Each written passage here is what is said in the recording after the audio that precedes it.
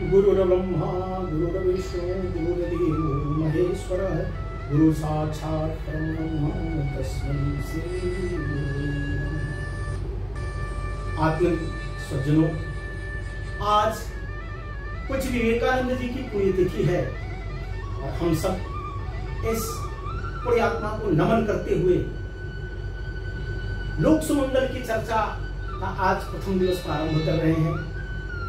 मित्रों, आज समाज में जिस प्रकार की चुनौतियां हैं, पूरा विश्व जिस प्रकार से अशांत है, सबके मन में अपने जीवनोद्देश्य को लेकर के एक मन में दुविधा की स्थिति पड़ी हुई है। विशेष करके नौजवानों, आज पूरी दुनिया में मंदी का दौर है और नौजवानों को लग रहा है कि हमारा जो जीवनोद्देश्य है सुख, जिसमें वह शारीरिक सुख की बात करता है कि रोटी, कपड़ा, मकान, शिक्षा, चिकित्सा, भोग की वस्तुएं कैसे मिलेंगी, उसके लिए वह परेशान है। डेबिट क्रेडिट की बात हो रही है पूरी दुनिया में।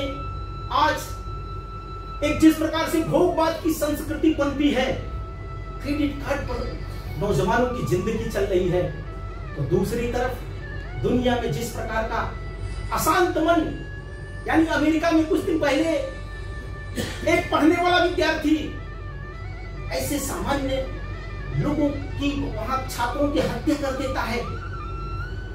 यानी दंड संस्कृति आज दुनिया में लग रहा है कि आखिर युद्ध कब हो जाए, विश्व युद्ध की संभावनाएं बनी हुई है। कोई रूस यूक्रेन की बात कर रहा है, तो कोई भारत पाकिस्तान की भी चिंता कर रहा है, क्योंकि प्रत्यक्ष रूप से नहीं तो अप्रत्यक्ष रूप से जिस प्रकार से हिंसा को बढ़ावा दिया जा रहा है, उसमें स्वामी जी के विचार आज किस प्रकार से प्रासंगिक हैं, आप सब हम देखेंगे। तो स्वामी जी ने जिस सार्वभौम धर्म की संकल्पना की थी, वह मानवता की संकल्पना थी। सर्वे भवन्तु सुखिनः सर्वे सन्तु निरामया सर्वे भद्राणि पश्यन्तु मा कश्चित् दुर्भाग् भवेत् की जो संकल्पना, भारतीय संकल्पना है, वह संकल्पना को लेकर के पूरी दुनिया के अंदर जब स्वामी जी गए थे, तो उस समय दुनिया में एकेश्वरवादी, बहुदेववादी, यानी कहा जाता था कि ईसाई धर्म के लोग, मुस्लिम धर्म के लोग, बौद्ध धर्म के लोग, अनेक पंथ संप्रदाय इस विश्व में चल रहे थे और सबको यही लग रहा था कि नहीं, हम ही श्रेष्ठ हैं और हमारा ही पूरी दुनिया को मानना चाहिए, हमारी ही विचारधारा श्रेष्ठ है, हमारे ही ईश्वर श्रेष्ठ है, हमारी ही पुस्तक श्रेष्ठ है। लेकिन सनातन चिंतन कहता है, स्वामी जी जब शिकागो में गए और वहां पर जब धर्म की बात आई, तो उन्होंने जिस प्रकार से वहां के लोगों को धर्म के बारे में, अपने जीवन के बारे में, अपनी साधना के बारे में अनेक वर्षों तक वहां रहकर के जो बातें की, उसमें सार्वभौम धर्म की बात आई। तो सार्वभौम धर्म के अंदर मानवता आती है और कहा जाता है कि जब यह सृष्टि बनी, तो सृष्टि में जो लोग ऐसा मानने वाले हैं कि नहीं, हमारा ही धर्म श्रेष्ठ है, हमारी ही पुस्तक श्रेष्ठ है, उसमें स्वामी जी ने मानवता की बात किया, व्यष्टि की बात किया, समष्टि की बात किया, व्यक्ति की बात किया, परिवार की बात किया। जो बाद में दीनदयाल जी भी कहते थे कि यह समाज जो बना है, उन्होंने जो एकात्म मानववाद की बात कही, उसमें व्यक्ति, परिवार, समाज, राष्ट्र, विश्व, समष्टि, सृष्टि की बात किया। आज पर्यावरण का संकट है, दुनिया सोच रही है कि यह सृष्टि कैसे बचेगी। भारतीय संत मनीषियों ने जो पंच तत्वों की बात किया, छिद जल पावक गगन समीरा पंच तत्व यह रचित शरीरा, जिस पंच तत्व को बचाने की संकल्पना की बात की, वह आज दुनिया के लोगों को लग रहा है कि नहीं, यह भारतीय चिंतन ही दुनिया को सुख, शांति, समृद्धि देगा, क्योंकि भारतीय चिंतन में कुछ सुख ही सब कुछ नहीं है। तो कहा जाता है ना कि भारतीय चिंतन कहता है कि व्यक्ति को शारीरिक सुख चाहिए, उसके आगे भी व्यक्ति को क्या चाहिए, तो मानसिक शांति चाहिए, जो सेवा से आता है, परोपकार से आता है, सहायता से आता है। किसी व्यक्ति को अगर आप कुछ देते हैं तो उसके सहायता करते हैं तो मन को संतुष्टि मिलती है। और उसके बाद भी भारतीय चिंतन कहता है कि व्यक्ति को शारीरिक सुख, मानसिक शांति चाहिए, उसके आगे भी व्यक्ति को आत्मिक आनंद चाहिए, परमानंद चाहिए। इसे भारतीय चिंतन में कहा गया है धर्म, अर्थ, काम, मोक्ष। यह चारों जीवन के लिए अनिवार्य है। अगर व्यक्ति के अंदर यह नहीं है तो वह व्यक्ति किस प्रकार से इस दुनिया में मानसिक रूप से विक्षिप्त होकर के रहेगा, शांति उसके अंदर नहीं आ सकती है। आज दुनिया स्वामी जी के विचारों की तरफ आकर्षित हो रही है। स्वामी जी ने सर्वपंथ समादर की बात किया, सभी पंथों के सम्मान की बात किया, मनुष्यता की बात की, और उसमें सबसे पहला जो स्वामी जी का बिंदु था सार्वभौम धर्म में, वह समन्वय की बात थी, जिसको भारतीय चिंतन कहता है कि समन्वय सब जगह होना चाहिए, व्यक्ति के अंदर होना चाहिए। व्यक्ति के अंदर जब समन्वय की बात हम बात करते हैं तो कहते हैं कि इसमें क्या समन्वय करना है? अरे अपना ही समन्वय सबसे जरूरी है, क्योंकि शरीर, मन, बुद्धि, आत्मा, चित्त, यह मिल करके जो शरीर बनता है, उस शरीर में मन कुछ और सोच रहा है, शरीर कुछ और करने को कह रहा है, आत्मा कुछ और कह रही है, तो मन अशांत रहेगा। इस नाते से मित्रों, अगर हमको अपने शरीर को ठीक रखना है, इस सृष्टि को ठीक रखना है, समाज को ठीक रखना है, तो अपने को ठीक रखना पड़ेगा। हम बदलेंगे, युग बदलेगा, ऐसा मनीषियों ने कहा। मनीषियों ने, स्वामी जी कहते हैं कि महर्षि पतंजलि ने पंच सोलहशील की बात किया, महात्मा बुद्ध ने पंचशील की बात किया, तो अनेकों संतों ने चरित्र निर्माण की बात को कहा है। हमने भी संकल्प में कहा है कि सुशीलम जगत नम्रम भवे, इस जगत को सुशील बनाना है। और शील की जो संकल्पना है, उसमें मनुष्य के अंदर मानवता नहीं आती है तो शील कभी पूरा ही नहीं हो सकता है। व्यक्ति को सुशील बनना है। व्यक्ति को अगर उसके अंदर शील नहीं आता है, चरित्र नहीं आता है, तो वह व्यक्ति समाज में पशु के रूप में विचरण करता है, स्वामी जी कहते हैं। यानी जब हम समन्वय की बात करते हैं तो समाज में भी समन्वय की बात है। विभिन्न भाषा भाषी लोग, विभिन्न खान पान वाले लोग, विभिन्न संप्रदायों के लोग आपस में अगर मिल करके नहीं रहेंगे, वह गया जब हम कभी पैदा हुए थे, जंगलों में रहा करते थे, नागरिक संस्कृति हमारे यहाँ नहीं थी, लेकिन जब हमारे अंदर मनुष्यता आ गई तो हम मनुष्य के रूप में क्यों नहीं जिएंगे? जैसे जैसे यह सृष्टि विकास कर रही है, जैसे जैसे यह देश विकास कर रहा है, वैसे में मित्रों समाज में भी समन्वय की बात करनी पड़ेगी। सबका समादर करना पड़ेगा, सबके विचारों का सम्मान करना पड़ेगा। हमारी स्वतंत्रता वही तक है जहां तक हम दूसरे की स्वतंत्रता को कहीं बाधित नहीं करते हैं। और आज समाज में जिस प्रकार की स्थिति है, उस प्रकार की स्थिति में स्वामी जी के यह समन्वय के विचार, उन्होंने तो भारत के बारे में जिस प्रकार की संकल्पना की, आजादी के बाद यह आजादी का 75वीं वर्षगांठ हम बना रहे हैं, अमृत महोत्सव बना रहे हैं।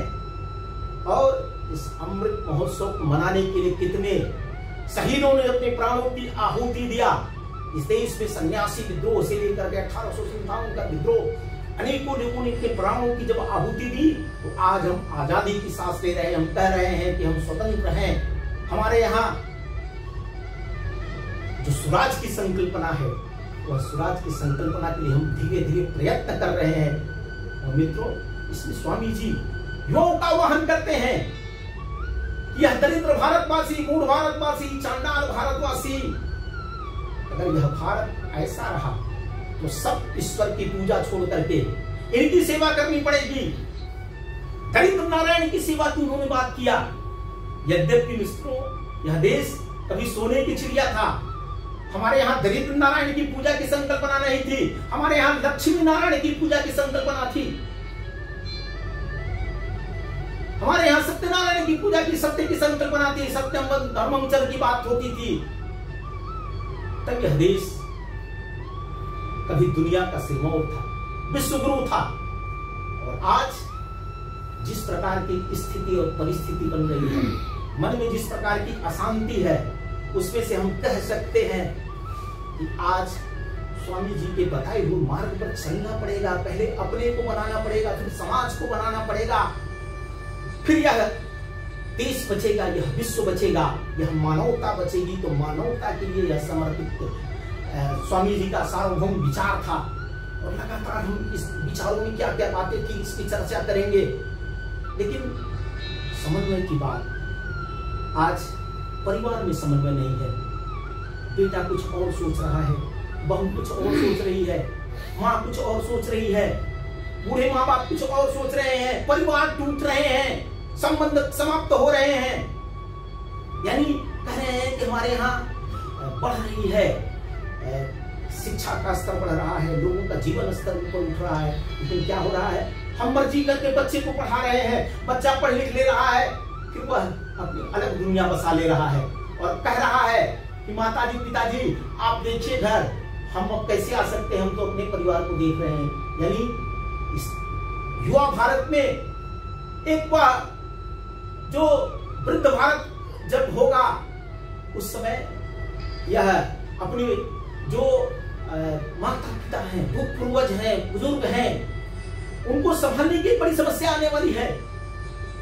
और ऐसे में अगर वह परिवार का भाव नहीं आएगा तो एक बड़ी समस्या मित्रों मानवता के ऊपर खड़ी होने वाली है, इस देश के ऊपर खड़ी होने वाली है। आप कुछ पूछ रहे थे, आपका कोई प्रश्न था? अभी आपने स्वामी जी की चर्चा करते हुए कहा कि उनके विचार विश्व में माना जा रहा है और वो इसको स्वीकार कर रहे हैं।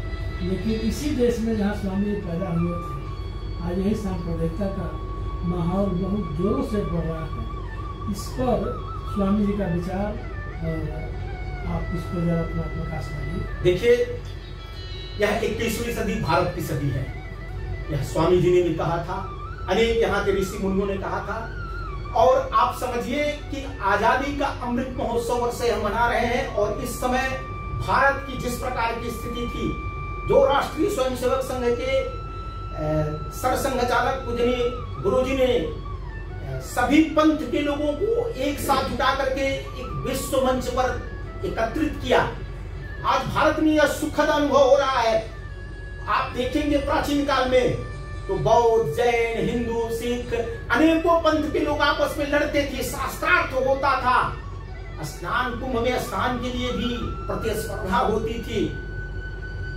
आज नरेंद्र मोदी के नेतृत्व में जिस प्रकार से देश की स्थिति बनी हुई है, वह गुरुद्वारे में भी जाते हैं, वह बौद्ध समाज के मंदिर में भी महात्मा बुद्ध को भी मानते हैं, महावीर स्वामी को भी मानते हैं, प्रभु राम को भी मानते हैं, शिव को भी मानते हैं। और आज पूरे देश में एक इस प्रकार का वातावरण है कि आज तमाम पंथों में कहीं भी झगड़े नहीं हो रहे हैं हिंदू समाज में। और सबका समान सर्वपंथ समादर की जो बात स्वामी विवेकानंद ने किया था, वह बात आज उभर करके इस हिंदू समाज में आ रही है, भारतीय चिंतन में आ रहा है। और यह देश निरंतर तब आगे बढ़ रहा है। और कुछ ऐसे पंथिक लोगों की आप बात कर रहे हैं, सांप्रदायिक लोगों की, अभी कुछ ऐसे एक नेता के वक्तव्य को लेकर के भारत में कई जगह एक सर काट लिया गया, एक हत्याएं हो गई, इस प्रकार की बातें हैं। वह लोग हैं जो विदेशी मानसिकता के लोग हैं, जो आज भी मानते हैं कि हमारा ही धर्म श्रेष्ठ है,